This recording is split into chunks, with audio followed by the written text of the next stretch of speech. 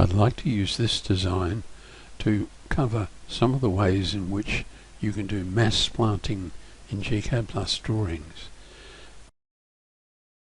Well, if we move to the right, you can of course fill an area simply by copying a symbol, and here this is a symbol from the gCADPlus symbol library. It's called cPlant40. As you can imagine, that method of simply copying symbols can be a little tedious. But if I come over here, notice I've got a single closed polyline. If we look in the properties box, it's closed. So if we take these symbols and remove the closed polyline from the selection set and delete them, I've left one symbol for Llamandra. It's Llamandra longifolia tannica, and what I'm going to do is use a tool in the gCADPlus drop down menu to fill that area. So gCADPlus, we move to gCADPlus, fill a closed polyline with a symbol. So the prompt says select the symbol, and conveniently I have it here. Now the prompt says select a closed boundary line. So we pick it, and now we're asked for an input distance. How far apart? Well, these symbols are, the symbol for Llamandra here is about a canopy diameter of 500, so let's go for 1250 because I've been rehearsing it, and we should be able to hit that. And the patterning angle, that's the angle of the fill. Let's take 35 degrees, and in goes the complete fill in one shot. One little error there, and I can eliminate that and deal with that one.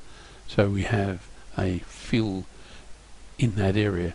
Now when we run an automatic, and because that symbol's already tagged, if we run the gCADPlus plant schedules and run a schedule, the standard schedule, and an input height, let's say 100, and we'll put a corner spot there, and like so, we get 53 in that area.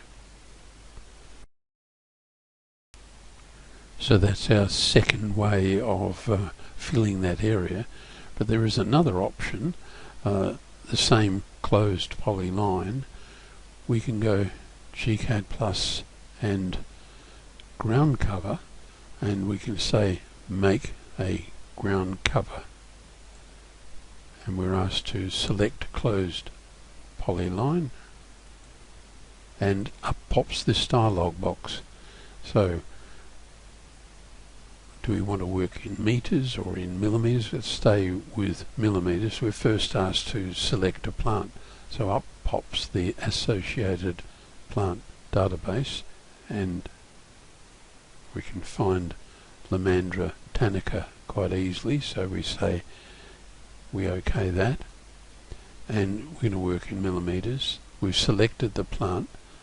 We need an abbreviation for that, and I've rehearsed it before, and we used LOT for Llamandra longifolia tannica variety, and our spacing we just decided was 1250, and the tool will pop up a little circle with a number in it at the end of the tool running. So let's OK that.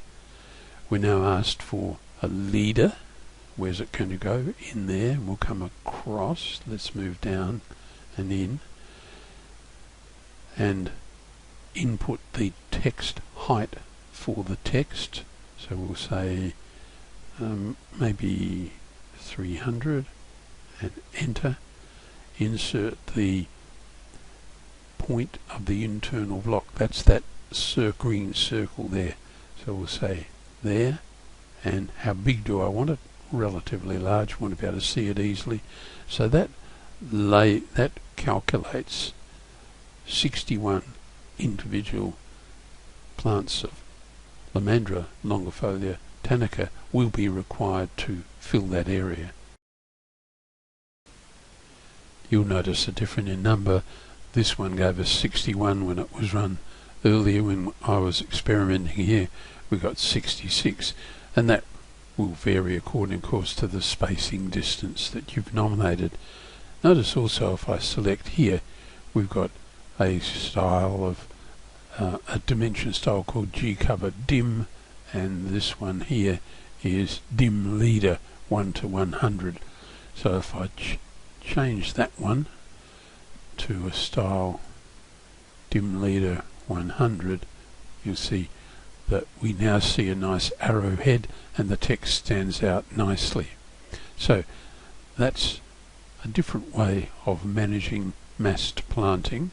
You might also notice here, and if I scroll down the bottom of the box, that I've put a point gradient through here with a highlight through that area there, just trying to indicate the ground surface in that area. So there are 3 different ways of handling massed planting. I'd also like to point out that when you're preparing that closed polyline ready to do some of that patterning, let me remove the symbols that are already there, so we'll erase those.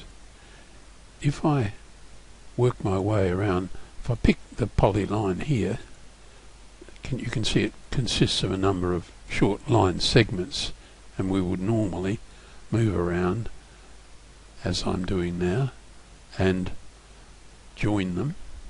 So right click and pick join, so we have a polyline running around, say 2/3 of the area, and I can pick here, and you notice what happens. We get a polyline in that section with a very, very large number of vertices. I would much prefer to simplify the line through there, and for that I'll go to my settings, turn on object snap, turn on nearest, and we'll OK it. Now I'm going to put a new polyline along that area, but what we're going to be able to do is to track things as we go. I'm going to be able to track as we go, so draw polyline, and I'll start at the end point there, but being quite careful to pick an end point. Now you may be able to see as we move along here, I can snap easily, and I'll spread these out to be relatively large, and it's going on top of the existing polyline, which has lots of vertices, and so each time I click I'm adding a new vertex, and I'll go to that end point again like so, right click and enter. So we should now be able to pick that new polyline that runs through there. See, it has relatively few vertices. If I now zoom in and I'll pan across, I'll just see if I should be able to pick the other polyline like so, and that's the one that we want to eliminate.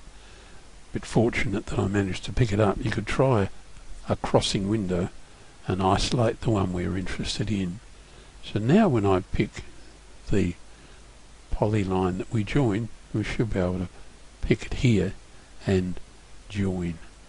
So we now have a closed polyline. If we look over here, yes, it is closed, so we can now use either of those flood fill systems to indicate massed planting in that area.